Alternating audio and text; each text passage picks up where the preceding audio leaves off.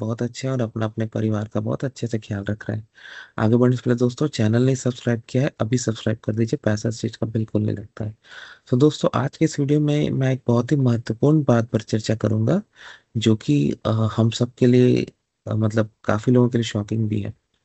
तो दोस्तों, ये इस साल जो नंबर रिलीज किए गए हैं वो काफी शॉकिंग है asylum claims bye international students को लेकर।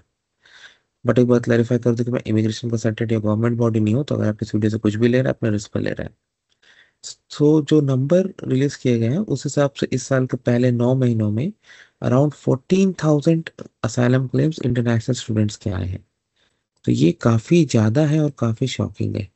अगर आप इन नंबर्स को कंपेयर करो, ठीक है, आप एक साल पहले चले जाओ तो 2023 में टोटल 12,000 क्लेम्स अराउंड देखे गए थे। थोड़ा और पहले आप जाओ 2018 में 1810 बाय इंटरनेशनल स्टूडेंट्स, ये इंटरनेशनल स्टूडेंट्स द्वारा क्लेम की बात कर रहा हूँ। तो अगर आप 2018 से कंपेयर करो तो भैया बहुत ही ज्यादा आपके क्लेम्स हुए हैं। तो ये क्यों हो रहे हैं? तो वेरियस कारण है, बट अगर इस समय आप जाओ तो पहला ये कि कनाडा गवर्नमेंट की जो इमिग्रेशन पॉलिसी में जो शिफ्ट आया है वो एक मेजर फैक्टर प्ले कर रहा है, क्योंकि बहुत लोगों का टारगेट है कि हमको रहना है। और दूसरी बात, उनको गलत एडवाइस भी दी जा रही है। ज्यादातर नॉन रजिस्टर्ड इमिग्रेशन कंसल्टेंट्स, जिसमें ज्यादातर तो कनाडा में है भी नहीं, जो कि रेगुलेटेड नहीं है। बट हाँ, कुछ रेगुलेटेड भी ऐसा कर रहे हैं, जिसको लेके हमारे honourable immigration minister mister mark Miller ने वो एजेंसी जो कि इनको रेगुलेट करती है उनको एक लेटर भी लिखा है, जो कि ट्विटर पे भी अवेलेबल है। तो ये हो रहा है। लेकिन एक बहुत इसमें समस्या क्या है दोस्तों, जो कि ठीक नहीं है, कि अगर आपने असाइलम क्लेम किया, अभी 2 साल की हेयरिंग वेट लिस्ट है, तो अगर इतने ज्यादा एप्लीकेशंस आएंगे तो डेफिनेटली वो टाइम बढ़ने की संभावना है, अनलेस गवर्नमेंट उसमें नए रिसोर्सेस पुट करे।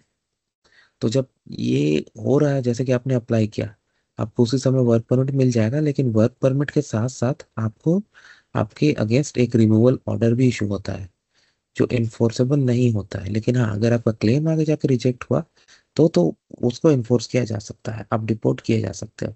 और ऐसे हालत में अगर आप मतलब क्लेम आपका रिजेक्ट हो गया और फिर आपको जाना पड़े तो दोबारा वापस आना बहुत ही मुश्किल होता है। बहुत लोग तो बोलते हैं कि भाई इम्पॉसिबल हो जाता है। तो ऐसे में मैं यही लोगों से रिक्वेस्ट करूंगा कि भाई, अगर आपका क्लेम जेन्युइन है तो फाइल करो, नहीं तो मत करो। क्योंकि अगर इस तरह से ये क्लेम्स बढ़ेंगे तो जो जेन्युइन एप्लीकेंट्स हैं उनके एप्लीकेशन भी क्यू में पीछे रह जाएंगे। अचानक से बढ़ने का कारण ये तो, एक तो इमिग्रेशन पॉलिसी शिफ्ट हुआ, और दूसरा है कि यूएसए में जो हो रहा है उस वजह से भी ये बढ़ रहा है। क्योंकि अभी देखिए यूएसए में जो हो रहा है उस वजह से जहाँ पे ऑनरेबल मिस्टर डोनाल्ड ट्रंप का सिलेक्शन हो चुका है अगले राष्ट्रपति के रूप में, और वो अपना कार्यभार जल्दी संभालेंगे। उन्होंने इस बात की अनाउंसमेंट ऑलरेडी कर दी है कि वो इमिग्रेशन पे काफी स्ट्रिक्ट रहेंगे और मास डिपोर्टेशंस करेंगे। तो वहां से भी एक बड़ा नंबर आएगा यहाँ पर असाइलम क्लेम करने का, और बहुत लोग यहाँ से भी यूएसए जा रहे थे असाइलम क्लेम करने, जो अब यहीं पे करेंगे। तो ये सारे फैक्टर्स देखकर इस बात की संभावना है कि बैकलॉग्स काफी बढ़ सकते हैं, अनलेस गवर्नमेंट रिसोर्सेज उसमें डाले।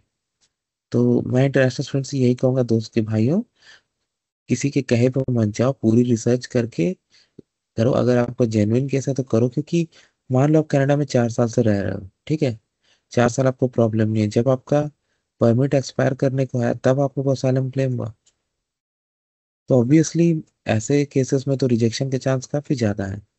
और दूसरी बात यह है दोस्तों कि अ, बहुत सारे लोग अभी ये बोल रहे हैं कि कुछ स्पेशल मेजरमेंट्स लगाए जाएं ताकि जो लूप होल है उनको कवर अप किया जाए। जैसे कि अगर आप कनाडा एंट्री कर रहे हो एज अ टेम्पररी रेसिडेंट, तो पहले 1 दिन 2 दिन जो भी, उसी में आपको असाइलम क्लेम करना है। दूसरा ये हो सकता है कि आप अगर आपका परमिट कुछ अगले 1 2 3 4 जो भी गवर्नमेंट डिसाइड करे में एक्सपायर करे तो आप नहीं कर सकते। लोग इस तरह की चर्चाएं कर रहे हैं। अब गवर्नमेंट के हाथ में तो चीजें हैं, गवर्नमेंट इस तरह की पॉलिसीज ला सकती है, नो डाउट।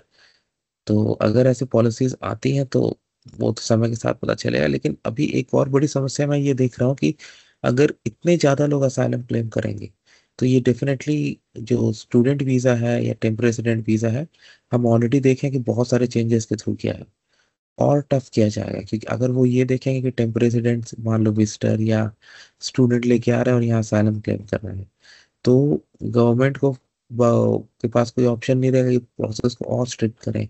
तो इससे जो जेन्युइन विजिटर्स हैं, जेन्युइन स्टूडेंट्स हैं, उनको प्रॉब्लम होगी। और अगर आप इतने ज़्यादा नंबर में फॉल्स असाइलम क्लेम कर रहे हो, तो जो जेन्युइन असाइलम क्लेमेंट्स हैं उनको भी समस्या होगी, और आपको तो समस्या होनी है आगे जाके। तो मैं यही कहूँगा, ये नहीं होना चाहिए। बाकी आपकी क्या राय है, मुझे कमेंट करके जरूर बताएं। आपके कमेंट का मुझे प्रतीक्षा रहेगी। वीडियो देखने के लिए धन्यवाद। चैनल को प्लीज सब्सक्राइब करके ही आगे जाएगा। Thank you.